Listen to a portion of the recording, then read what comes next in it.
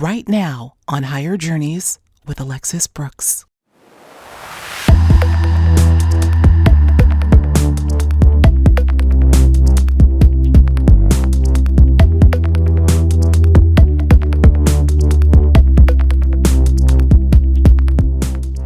What is light? Something that we turn off before we go to bed? Something that illuminates the sky and clears the clouds? Or is it something much more? What if light is conscious? And furthermore, what if the light that we naturally produce has the ability to transmit messages out into infinity? As scientists still struggle to understand the scope of potential that lives within the spectrum of visible light, let alone the invisible, Billy Carson of Forbidden Knowledge has once again distilled the magic of light and how we can use it to enhance our own lives. Tap into the wellspring of information that lives within what's called the field, and how we, by default, communicate using naturally produced light waves. This is a fun and, as always, fascinating discussion. Billy really breaks it down for us as he sheds light on an otherwise complex subject matter. Take a listen.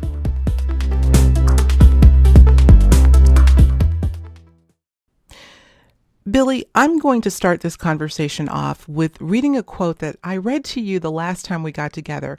And it's by the famous poet William Blake and his poem Auguries of Innocence, where it says, "We are led to believe a lie when we see not through the eye, which was born in a night to perish in a night. When the soul slept in beams of light, God appears and God is light." Do you remember when I read that to you the last time we spoke about fractals? I Yep, love that. absolutely. Yeah, very profound statement in that poem. It Amazing. certainly is. And I thought it would Yeah. be apropos to start our conversation off today. Uh, let's talk about conscious light waves. First of all, I just listen, guys. Billy and I have been talking so much in the last couple of days. I just feel like we're just continuing the conversation, but we're on the air now. So let me first formally welcome you back for the third or fourth time to Higher Journeys. Thank you for joining us. No problem. Definitely glad to be here. Well, listen, as I said, we're going to be talking about conscious light waves. And, as with everything you do, Billy, I know you're going to go deep on this one. So let's pick up our conversation here, keeping that Blake quote in mind. But before we get into bringing that all together, quite simply, what are conscious light waves? Well, you have to understand that everything in the third dimension is nothing but an electromagnetic wave. And all electromagnetic waves are waves of light, even if you can't see them, because human beings can only see 1% of the light spectrum. If we can really see everything that was going on, we'd probably freak out. You've got X-rays, gamma rays, infrared, multispectrum, ultraviolet. There's so many different light wave frequencies that exist. Electromagnetic waves exist and are passing all around us and through us at all times of day, and you don't even know that they're there. But another thing that's amazing is all particles in the third dimension also exist as waves, waves of light. And they only collapse into what we think is solid matter when conscious intervention collapses those light waves into something that we think is solid. That's really an illusion. So all that really exists out here are electromagnetic waves. And the reason why they're intelligent is because they have the capability of making a decision. Do I maintain myself as a wave, or do I collapse myself into this intricate object, this illusion of an intricate object, this hallucinatory or holographic object? And so that takes consciousness. And so the particles that create up this third dimension, and if you have looking at light wave duality, you're talking about conscious light. And that's what's really amazing about this. Mm-hmm. Well, the words wave particle duality come to mind. We talked about that a couple of days ago, but also the double slit experiment, which you brought my attention back to as I was looking up conscious light waves. I didn't see it put quite that way, but remember, and I'm going to show the audience maybe now an image, a big synchronicity that happened with us when I was like, Billy, I can't find anything on conscious light waves. I mean, I had an Right. idea what you were talking about, but I wasn't sure. And then you put, we were texting back and forth, and you put wave particle duality. And as you were doing hmm that, I was reading this. And I'm going to show the audience right here a picture of a book I was reading by Amit Goswami, which is a well-known book, The Self-Aware Universe. So we were on the same, hmm literally on the same page, really something. Yeah, Well, here's absolutely. Here's a question I have for you in terms of the individuated consciousness. Let's just say I've been talking about panpsychism a lot lately, which is a very interesting phenomenon that's being studied by more material scientists that are starting to relent to the idea that there may be even just a little bit of individual or individuated consciousness in even inanimate objects. So, in talking about light as being conscious, you mentioned, it is particularly in the double slit experiment, it's famously known that it is the individual in the act of observation that's collapsing it into a particle. So, absent the individual, is the light still conscious? Absent the individual, I believe that the light is conscious. Light, these electromagnetic waves of light, they move and flow throughout the entire universe, and they're probably even multidimensional as well. And they move and flow, and the purpose behind it is still obviously cloudy or partly unknown. But if you look at as above, so below, and so on the larger scale of the universe, it's conscious. The entire universe is conscious. There's enough connecting energies to make a conscious universe. And so if you take it down to the below, that would be us. If we are basically a mirror of the universe, which I truly do believe, look at us with our consciousness, look at us with our capability of thinking, and how each one of those thoughts that we create in our mind, even the people watching this video right now, every thought that they're thinking while they're watching this video is creating a wave of light that leaves their brain, that leaves their skull, and goes out into space-time permanently. So just like, back in the 1930s and 40s, I Love Lucy, radio frequency and TV frequencies are still going out throughout space and traveling throughout the galaxy. And someday somebody may decode them in some other faraway planet and watch I Love Lucy. The same way when a human being has a thought pattern in their mind. And how do we know this is true? Because you can go to any laboratory in neuroscience and put on one of these caps that have electrodes that read the light waves coming out of your brain and sends those light waves to a computer. They don't have to inject you. They don't have to open your skull. The light waves penetrate your skull and leave out of your head and enter space-time. So every thought that you've ever thought has gone out into space-time permanently. Every idea, every intention is gone out into space-time. So this idea that the ancients had of this Akashic record that stores all the information of everything you've ever done, I think it's true, as well as the Book of Life. Thoth talks about it in the Emerald Tablets. It also made its way more into the modern day Bible. I think that the Book of Life is absolutely 100% accurate and true, that there is this storage capacity within this universe that stores all of the light wave information that's ever existed, including all of yours since you were conceived. This is interesting. So I think what you're saying, Billy, is that we are not independent of the light or it of us. It's really us that is producing the light. And well, of course, we're electrical beings. We know that. So I'm trying to get a visual here.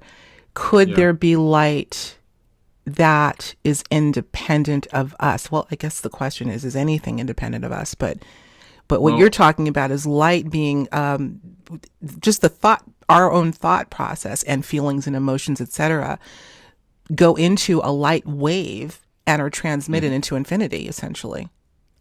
Exactly. And because we're conscious, then those light waves are also conscious. Absolutely. So we're sending out conscious energy into the universe on a consistent basis. And that conscious energy has a direct effect on the ether of space-time itself. All human beings exist both as solid matter and also as a wave of light. We're both. We're solid and we're light waves. So all human beings are light beings. We're all made of light. If you take and analyze, the atoms inside of a human body that make up a human body and the human avatar, and you take them and put them in a particle smasher, you're going to find out that every particle inside a human body is nothing but of light.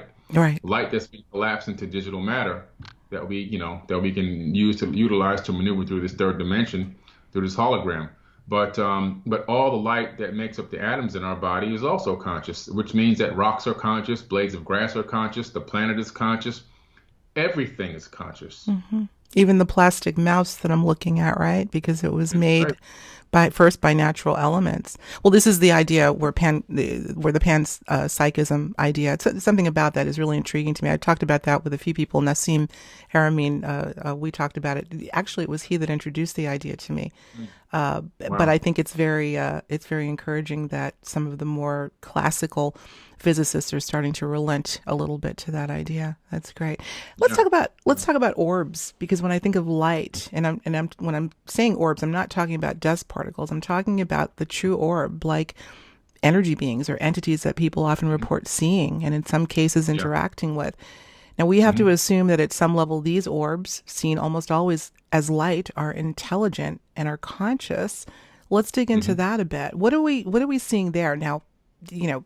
Are they being emanated from us? Are they coming from elsewhere? What's Mhm. happening with orbs as you understand them? If you're enjoying this episode and want to get more conversations about all things intriguing, inspiring, and unusual, be sure to subscribe to Higher Journeys on YouTube. And once you do, don't forget to hit that notification bell to receive an announcement as soon as a new episode is posted. And now, back to our show. Orbs are really, really interesting. We can't specifically say exactly what an orb is because obviously we aren't orbs, but we can hypothesize on what they might be. And because the universe has so many dimensions, and according to even the most famous theoretical physicist, at least 11 dimensions would make up this universe. Otherwise, the dimensions would collapse. The universe would collapse in and on itself. So we have at least 11 dimensions. But I think that these orbs could be multidimensional beings. Even though we ourselves are also multidimensional consciously, I believe that these orbs may have the capability of transmitting or transferring themselves down dimensions, down densities. And so how would that work? It's just based off your ability to phase shift your subatomic frequency. So every dimension vibrates at a specific frequency, and it's all about frequencies and sound. So if you knew the frequency of a higher dimension and you can match that higher dimension, or if you knew the frequency of a parallel universe and you can match the frequency of that parallel universe, it's possible that you can literally walk right into another universe, walk into a higher dimension or a lower dimension based off of frequency wave technology if you have the capability. Sometimes people say they see these things appear and then they seem to just vanish. They could have phase shifted into our reality for a very small period of time and then went back to whatever dimension or realm that they originated from based off of frequency technology. And I think that once we develop frequency technology, if they're not already doing it, we would definitely be able to do the same thing. I saw an article recently that stated something roughly about scientists now being able to tap into parallel universes. So if that's the case, and I haven't had a chance to read that article yet, then it's going to have to do with frequency. Period. There's no other way to get around it. Frequency will allow you to do that, and frequency means you're altering the atomic structure, the frequency, because every atom vibrates at a specific frequency, Right. and if you can match it, then you can enter it. Just like the mouse that you have over there, that mouse will stop your hand from going through it because the electrons orbiting the atoms in the mouse repel the electrons orbiting the atoms in your hand. But if you were to phase shift the atomic frequency of your hand to the same frequency of the mouse, your hand would pass right through the mouse. So it's all about understanding frequencies and how to get the right oscillations. We know that there are individuals who have been known to do that. I'm thinking of Satya Sai Baba right off the bat, who Yeah. was said to do things that seemed absolutely impossible. But I think there's enough science to show, and you're describing it as always so articulate, that it is possible. hmm Yeah, I have a couple of absolutely. questions. Going back to this whole spectrum of light, I find fascinating, and the fact that us is very, at least in this realm, dense human beings. Why do we occupy such a minute, or are only able to take in such a minute part of that spectrum of light? Why is Mhm. that, you think? Well, I think there's so much activity happening around us, and the way that our consciousness and our brains are set up, it would be overload. I think would be an overload on our senses. It's just so much going on. I mean, if you can see in all the different light spectrums, you'd see things happening everywhere you look. There'd be something going on. I mean, it could even be entities operating and living right around us, and we probably can't even see them. So we've been given this reduced capability. And I think this is why, Nikola Tesla made the famous quote, "The day science begins to study non-physical phenomena, it will make more progress in one decade than in all the previous centuries since its existence." So he knew, that there's this unseen world that's out there that exists right around us, and we're not tapping into it. We're not researching it. We're not looking into it. We're only following these two eyes, which are, they have a veil over them, these two eyes. The third eye is the real eye. The third eye should be called the first eye because these two should be called, the one and the two, second and third eye, because the third eye should be the first eye. That's your spiritual antenna. But Nikola Tesla knew that there's something beyond the veil of these two eyes that we're missing out on, and it's all around us. And I do think that there's a lot to be experimented with it. I think there are a lot of experiments already going on. A friend of mine bought a multi-spectrum camera from Amazon called a Ghost Finder. And when he goes and walks his dog in the morning, he literally just holds the camcorder up at the sky, walks his dog. He comes home. Later on, he downloads the video and he analyzes it. And you can see all kind of weird stuff going on in the video. That's why it's called a Ghost Finder. You can buy them right on Amazon. Really? And yeah, there's a lot going on in the sky nonstop I'm that we sure. just can't see. Yeah, well, we've You got the know? night vision goggles, which I've yet to use. Every time I go to contact, I say to Jimmy or somebody, someone's going to find me some night vision goggles. I haven't done it yet because I so want to be able to see. We know that we're sharing our space. As it's been said, the universe and this planet is teeming with life beyond our own. Any way we could get a picture or two from that multi-spectrum camera? Anyway, Sure, I'll have him send me something. Not a problem. I'll contact him and have him send me something. maybe we can, for the journeyers, maybe we could get an image or two. I'd love to see that. Yeah, That's sure. amazing. That would, again, very well explained. Well, okay, so now we're kind of coming, not full circle, really. I'd like to stay on the subject of other energies, intelligent energies that are able to somehow phase themselves into this reality. Perhaps they're able to change their own structure, bring it Yeah. to this level, and come in. And how we see that. There are a couple of, you've got a bunch of things going on in my head right now because you're bringing up so many great ideas. Let's talk about in terms of our ability to see, and you're talking about the third eye as being the first eye. But you know what's really intrigued me of late, Billy, is and you've referred to it as the temples, really, Yeah. the peripheral vision. And when I just talked about this on the last show, oftentimes I know with me, when I see subtle energy, I see it peripherally, not unlike many other people. And I've been working on an exercise to strengthen my peripheral vision in order to perhaps strengthen my clairvoyance. So let's talk about that. What are your thoughts on that and peripheral vision and how we might utilize that to see more of the spectrum? Yeah. Peripheral vision is a very powerful thing that's really taken for granted. I've tapped into peripheral vision for a very long time, being a basketball player, playing sports my whole life, predominantly basketball and soccer. And a lot of peripheral vision, how good your peripheral vision is, can judge how good you can be as a basketball player. So I would work on my peripheral vision, and a lot of the greatest point guards in the history of the NBA at the highest level, you'll find out that they have superb peripheral vision. That's how they make these quote unquote no-look passes. They can see where they're passing the ball. We just can't tell that they can see, but they have the peripheral vision to see that. And some of the greatest basketball players of all time, like Michael Jordan, have some of the greatest peripheral vision, and that has allowed them to excel and get to a higher level in that particular sport.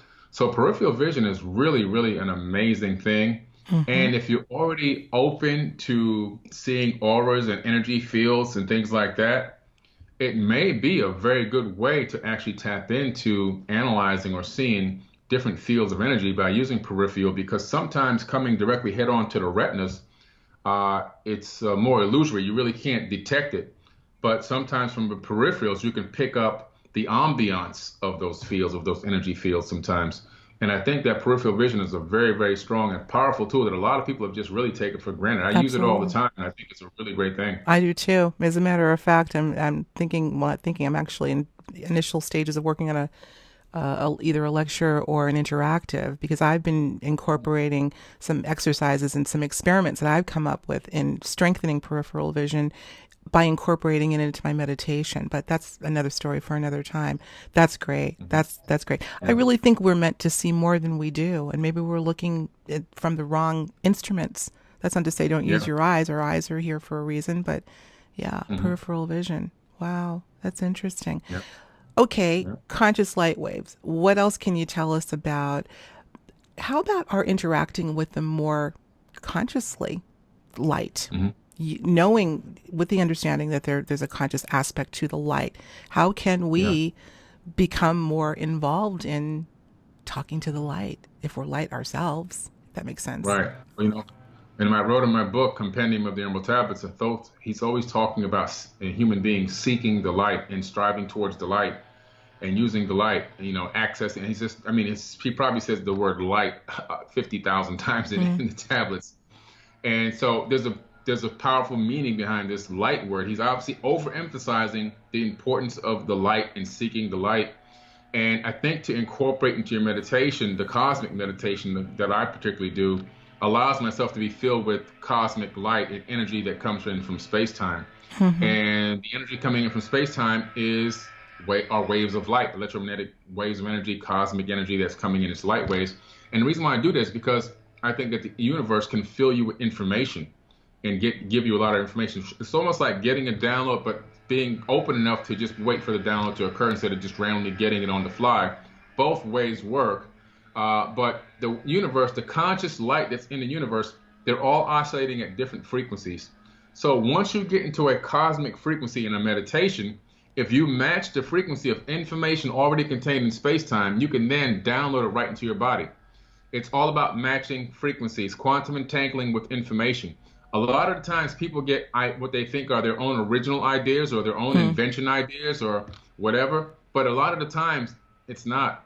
It's that they've literally matched information in space-time and they've downloaded it, and their physiology has been good enough to discern the download and then put it into their thoughts, and now they're acting on it. So it's really, really amazing because this happens a lot more than often than people think. Hmm. And the ideas that you think are yours are already existing. There's nothing new under the sun. Everything already exists. All Yeah. the information ever needed. And Edgar Casey tapped into this very, very well. He was always, downloading information in his semi-awake, semi-sleep state, getting the cosmic light rays back into his mind and discerning them and telling people what they needed to do for health or predicting things or whatever else he would do with it. Hmm. Tell those landscapers to cool it for a little while, will you? I know. Oh my God, I can't stop them. I can't stop them. Now you know. No, You might I'm being wait a minute. funny. They're going right by my window, and Of they're course they are. Of course they are. Bear with us, yeah, journeyers. They're, Billy's in yeah. Florida. He's got the green grass. We don't have that luxury here yet in Boston. Oh my So goodness. forgive us. It is what it is. Okay. Uh, now we're talking about the field, which I think is one of the most exciting subjects ever. That all exists within that field. I could not concur with you more. And it has been said throughout the ages, in fact, that, or at least the question has been asked, is there such a thing as original thought? And Hmm. I think some people that'll make their hair curl a little bit by saying, this was my idea and I thought of it. Well, if all exists within this thing we call the Akashic and other terms that have been used, that's Hmm. impossible. But guess what? The fact Yeah. that you were able to discern it, distill it, Right. bring it down to this level and manifest it in your own unique way that's pretty amazing in and of itself. Yes. I agree with you. I Yeah. have a feeling that could be what's happening. And isn't it great that we're connected to everything? Yeah. There's a delay in the way that our third dimensional avatar bodies process information that comes in from multiple dimensions before it gets into our consciousness. So scientists were doing this random experiment, trying to figure out how to map human brain emotions to a computer. And so they would take individuals, and they would put them in a dark room, put on a screen different images on slides, and they had this electrode cap on their head, and they connected to a computer. And this happened totally by accident. So they would put up a picture of a bed of roses and see what the brain thought of that and transmit it to a computer and map that. They'd put up a picture of a woman kissing a child. Then they put up an image of somebody getting murdered, some a car on fire, building burning, all these different images that trigger different emotional responses. And they were spacing the images out 10 seconds apart. What happened in every case study, that the human brain started transmitting to the computer what the next image was going to be before it even showed up on the screen, up to 7 seconds in advance. Up to 7 seconds in advance was the highest recording. So we are potentially living in a up to 7 second delay of information as it's fed down through multiple dimensions, gets deciphered by our cognitive functions, discerned, and then acted on. So there's up to a 7 second delay in space-time. It's almost like if you're watching cable TV and on another TV you have it connected to satellite TV. The satellite TV is going to be delayed and the cable is going to be more real time. Right. So it's that's what's happening. So information is coming to us, what we would perceive as from the future, but that's really real time. And what we're getting here is a delay. We're on a delayed time. And then there's even a further delay beyond that, because everything you look at, you don't see it as it is, you see it as it was, because it takes time for the photon to bounce off of whatever you're looking at, bounce back to your retina, go to the back of the brain, get deciphered, and convert it into a hologram as to what you believe it's out there. And that takes time, a few milliseconds. So all of a sudden, when you're looking at somebody, you're looking at them as they were, because by the time you actually see them, they've already moved. Isn't that fascinating? I've obviously heard that not philosophy. That's really science. That's fact. So I'm looking at you, but I'm really looking at the past. That's right. Well, of course, you're not right in front of me. Of course, we've got technology as another medium that will distort the time factor, or delay it, I should say. That's interesting. Well, there are a whole lot of... you got to still watch the laptop. So by the time it gets to you from your laptop screen, I've already moved, Right. It could be only 2 Planck units of movement, but it's, the movement's real. What are the real implications of that? How might we change our thinking when we realize that all information is delayed? Well, that's a great question. You see, so how can we make our lives better? Well, this is why you have to tap into meditation. You have to tap into researching and understanding ancient information, because the combination of those two things will allow you to have better discernment. I think that, meditation, operating in empathy and unconditional love, researching ancient mysticism and ancient esoteric wisdom will take you to a higher level consciously that will allow you to discern information faster than the average person, so that as it's coming into you, what people seem to be maybe more clairvoyant than others, they're picking up more of the information that's coming from the real time and discerning it faster than the other person who's on a much larger delay. That's so interesting. It seems like they're always ahead of the game. So what you're talking about is, say, precognition as an example. And I tend to be, I've always had a proclivity toward precognition as a child. It could be, if I understand you correctly, Billy, really the precog is maybe real time. It's not perceiving. I think you may have said this before. You're not really perceiving the future. You're in for that moment in time. You are in real time, but once it manifests in space time, it appears as if it's something that you glimpse from the future. Does that make sense? Yeah. That's exactly what I'm trying to say. And this is something that hardly anybody's ever talked about ever. I haven't heard anybody really talk about it this way. Well, you have, and now everyone's going to know. It's fantastic. That is fantastic. Well, we could take this whole conversation in the direction of precognition. I think this is one of many, of course, fascinating elements of the human experience that seems so sporadic still, you know. And yet, I think many of us have had just snippets of precognition. Again, some people have more of a proclivity. I was one of them as a child. And interestingly, a lot of these experiences tend to be more common with children, less focused, less rooted in the physical, dense world, because they haven't been here as long. What are your thoughts on that? That's right. Yeah, they have less distractions, so they're not worrying about what's on CNN and who to vote for next, and coronaviruses and all this all they their part's still ethereal and still solid, third dimensional, so they're bouncing back and forth. They're still able to see things that we can't see. They're smiling in the space because they see things there, and so they're more prone and a lot easier to tap into that realm than a grown adult. Because when a child is young, or when a person is young, I should say, it's like a tree. It's like a young sapling. You can bend the limbs, but once that tree gets deep rooted and grows older, you try to bend the limbs, you can snap them. Right. So we kind of get set in our ways and we get really stiff, but we're a lot more malleable when we're younger. Absolutely. Yeah, absolutely. And I think what's the good news is that there are a lot more parents these days that are starting to nurture that natural, call it psychic ability, intuitive ability in their children, rather than, poo-pooing when the kid says my imaginary friend. I think I'm seeing more of that, more listening to the child, because a lot of these children are, particularly the kids that are coming here now, are having these experiences. This is where they came from, and they're bringing it to the planet. So that's another story entirely. Let's finish up by talking about the sun. I want to stay on the light. Now, we can't have a conversation about light without talking about the sun. And because of all of your work with Compendium of the Emerald Tablets and the Wisdom of Thoth, obviously it's synonymous with the sun. So what did Thoth say about the sun as in terms of being a conscious entity? Well, the way that he references the universe is as if everything in the universe is conscious, and the sun just happens to be another conscious entity. Not only Thoth talks about that in the Emerald Tablets, but even if you look in the Enuma Elish, the Seven Tablets of Creation, or the Atrahasis epic, you discover that the ancients believed that the planets were also conscious and can communicate with each other as well. So these are conscious planets and suns that actually can talk with each other and have communications and even go to war and battle and things like that, which is really interesting.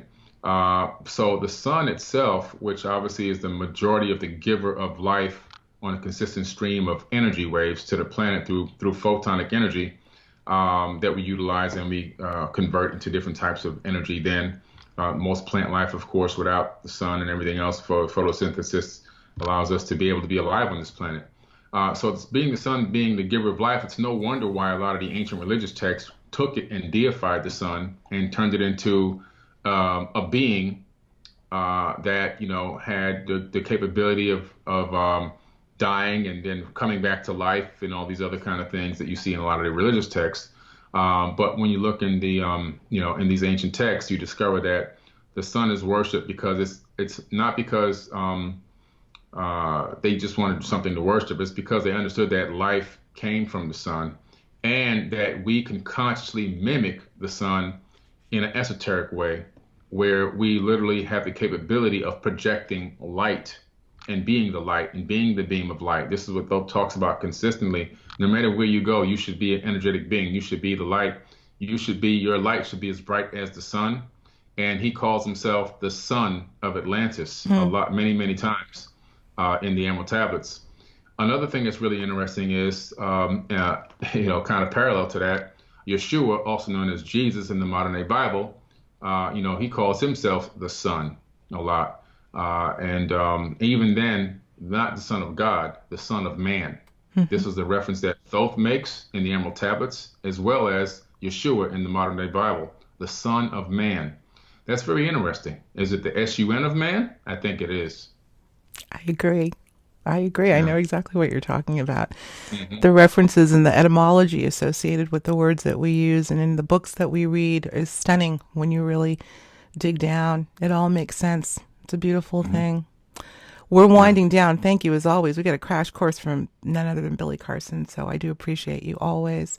Tell us, I know when we were texting back and forth a couple weeks ago, I'm like, okay, Billy, what you got going on? Well, the text was a mile long because you've got so much happening. But you mentioned a few things you wanted to highlight and talk about here. So take a couple minutes and talk about, got some stuff going great. on. Yeah. A lot of exciting things going on. The first thing I did launch forbiddenknowledge.tv. That's with the number 4, BIDDEN, forbiddenknowledge.tv.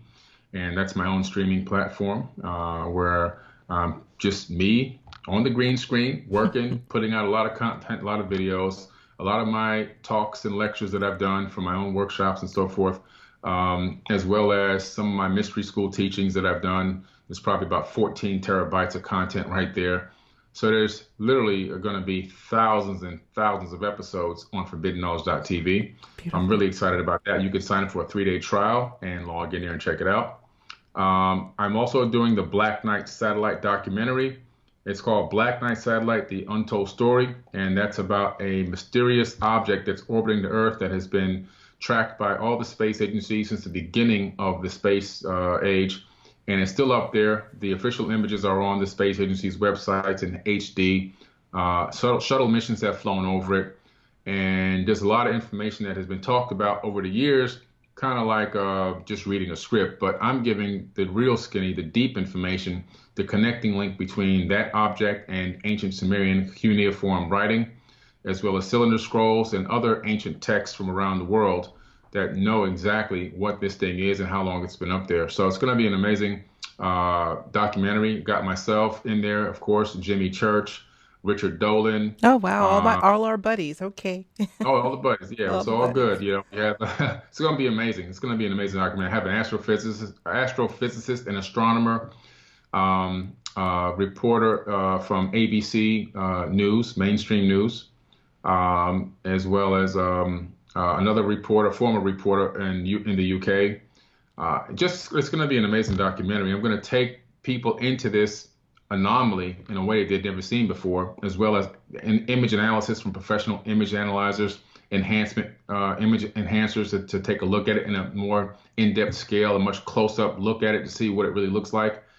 And also the mystery of the Gosford glyphs. I just came from Australia, and so I'm doing a documentary on the Gosford glyphs, the mystery of the Gosford glyphs. These are Proto-Egyptian hieroglyphs that I went in to see that were discovered Hmm. out in the Australian outback, way out in the outback. When were you Uh, there? Were we there at the same time?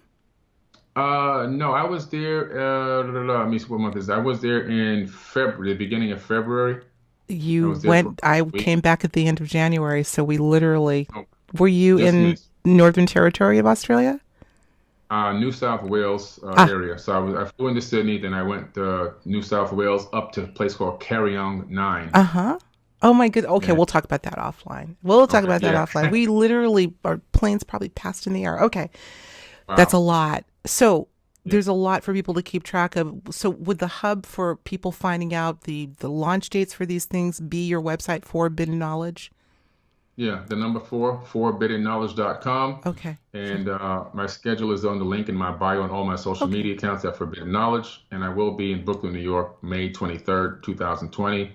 And that's going to be an amazing 6-hour event. If you can make it to New York, Brooklyn, New York, click the link in my bio. It's going to be a 6-hour workshop that I'm going to do on the most in-depth stuff you've ever heard of before. It's going to be mind-blowing stuff.